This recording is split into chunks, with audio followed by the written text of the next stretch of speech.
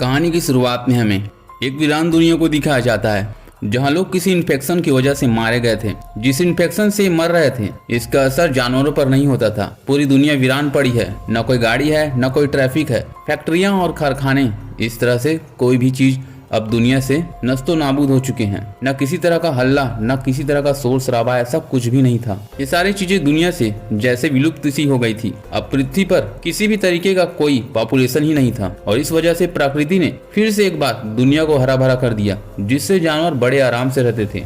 पर अभी भी दुनिया में कुछ लोग ऐसे थे जो अच्छे से सरवाइव कर रहे थे और इन्हीं में से एक इंसान हम एडी को देखते हैं। एडी के मॉम डैड इस दुनिया में नहीं है, पर एडी अब तक इस वजह से जिंदा है क्योंकि बचपन से ही उसके चाचा उसे सरवाइव की बुक भेजा करते थे और इसी बुक को पढ़कर वो आज भी सरवाइव कर रहा है। एडी एक बंकर में रहता है क्योंकि उसका घर पूरी तरह से कबाड़ हो गया है और उसका ही नहीं बल्कि वहाँ जितना भी घर है वो सब कबाड़ ही हो चुके हैं। उसके पास खाने पीने का सामान तो है पर वो भी अब खत्म होने वाला है, इसलिए वो हर रोज साइकिल से अपने आसपास की एरिया जाकर देखता है और उसे जो भी मिलता है उसे उठाकर वो ले आता है। और इस दौरान उसे घरों पर लाश देखने को भी मिलता है जो कि उसके लिए आम बात हो चुकी है। एडी अपने एरिया में अकेले ही जिंदा इंसान था और अब उसके आसपास के एरिया में खाना और जरूरत के सामान मिलना भी बंद हो गया है। अब एडी ज्यादा दूर भी नहीं जा सकता क्योंकि एडी को डर है कि कहीं उसे कोई भूखा इंसान मिल गया तो उसे जिंदा ही खा जाएगा। एडी अपने लाइफ में बुरी तरह से बोर हो चुका था। उसके पास एक मोबाइल था, वो उसे भी चला नहीं सकता था क्योंकि बिजली बनाने वाला भी अब जिंदा नहीं रहा। वो अपने आसपास के सारे किताबों को भी पढ़ चुका था और इन सब से तंग आकर एडी अब कुछ खाने का सामान उगाता है। बहुत मेहनत करने के बाद एडी पौधे उगाने में कामयाब तो हो जाता है और ऐसा करने के बाद उसे बहुत खुशी होती है।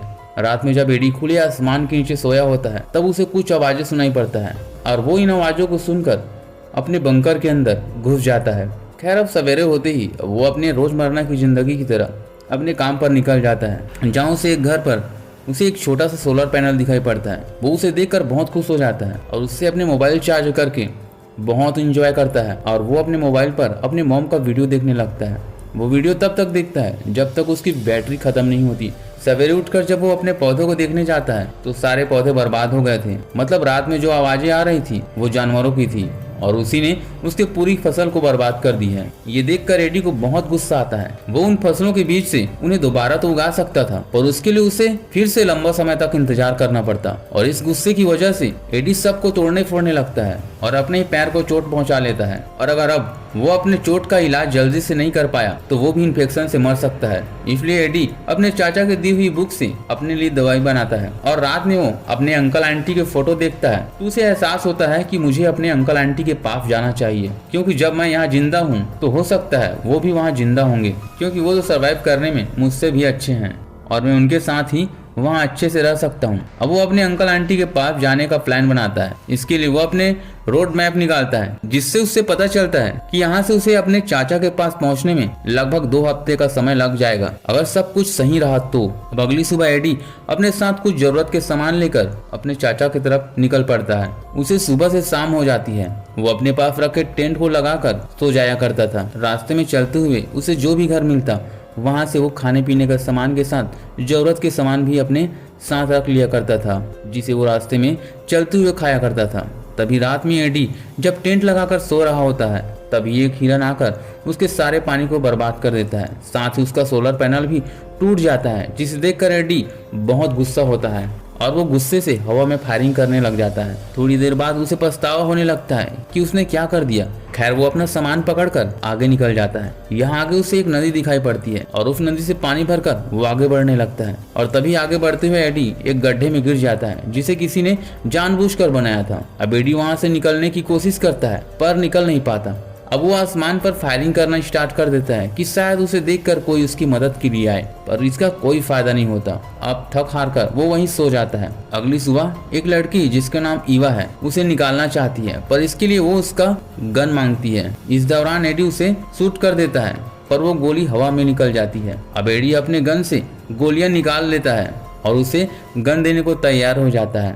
ईवा उससे पूछती है कि पहले बताओ कि तुम इन्फेक्टेड हो या नहीं और अब एडी उसे अपना बॉडी दिखाता है जिसे देखकर ईवा उसे बाहर निकाल लेती है। अब ईवा एडी से गोलियां मांगती है पर एडी गोली देने से मना कर देता है और रात में दोनों सो जाते हैं। और अब अगली सुबह ईवा एडी के गले पर चाकू रखकर उससे गोलियां मांग लेती है और तभी वहाँ 3 लोग आते हुए नजर आते हैं, जिसे देखकर ईवा वहाँ से चली जाती है और एडी भी उन्हें देखकर वहीं घास में छुप जाता है। तभी उन्हें कैंप नजर आता है, जिसे देखकर उन्हें लगता है कि यहाँ कैंप में कोई ना कोई तो जरूर रहा होगा और वो उन्हें खोजने लगते हैं। ये देखकर एडी सोचता है कि कहीं उन्हें खोजते हुए ईवा मिल गई तो उसे वो मार देंगे, इसलिए वो अपने बॉडी पर कुछ पत्तियों की मदद से इन्फेक्शन की तरह कुछ बना लेता है और जाकर ऐसी जगह पर लेट जाता है जहाँ से वो एडी को देख सके। अब वो लोग खोजते हुए एडी को देख लेते हैं और उन्हें लगता है कि शायद ये इन्फेक्शन से मर गया है, मतलब एडी का प्लान काम कर गया था। खैर अब तीनों आगे उस कैंप की ओर चले जाते हैं। इधर ईवा और एडी वहां से भाग जाते हैं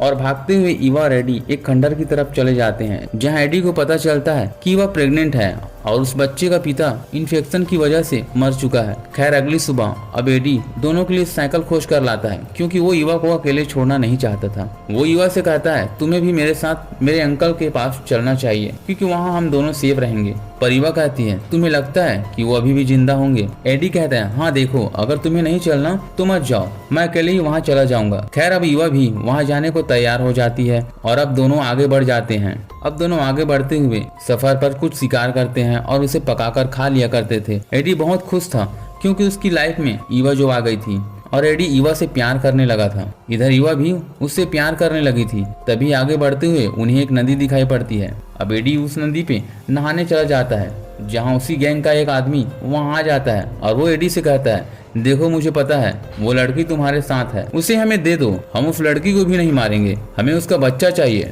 जो कि हमारे लिए रिसोर्ट की तरह काम करेगी, और अगर तुम हमारी बात नहीं मानते तो हम तुम्हें भी मार देंगे। पर एडी उससे नहीं डरता और ईवा को लेकर वहाँ से चला जाता है। आगे हम देखते हैं ईवा और एडी अपने चाचा घर पहुँच गए हैं, जहाँ पहुँचकर उन्हें बहुत अच्छा लगता है, पर घर पर कोई नहीं होता। अब एडी इधर उधर देखने लगता है, तभी सामने उसे एक कब्र नजर आती है जो उसके अंकल का था। ये देखकर उसे बहुत दुख लगता है, क्योंकि एडी अपने अंकल के भरोसे पर ही इन तीनों लोगों से दुश्मनी मोड़ लिया था। खैर वो अंदर जाता है और उन तीनों के बारे में पूछता है कि आखिर वो तीनों तुम्हारे पीछे क्यों पड़े हैं। वो बताती है कि उनका भाई उनके साथ गलत काम कर रहा था, इसलिए उसे मारकर वो भाग गई थी और उसी का बदला लेने के लिए वो मेरे पीछे पड़े हैं। एडी कहता है ये बात तुमने मुझे पहले क्यों नहीं बताई, और इस बात को लेकर उन दोनों के बीच में लड़ाई हो जाती है और एडी अपने साथ कुछ सामान लेकर वहाँ से बाहर चला जाता है और जहाँ बाहर उनका सामना उन तीनों से होता है। वो तीनों एडी पर गन पॉइंट कर देते हैं, पर एडी किसी भी तरह से वहाँ से भाग जाता है और हवा में गन फायरिंग करता है ताकि गोली की आवाज सुनकर ईवा वहां से भाग जाए।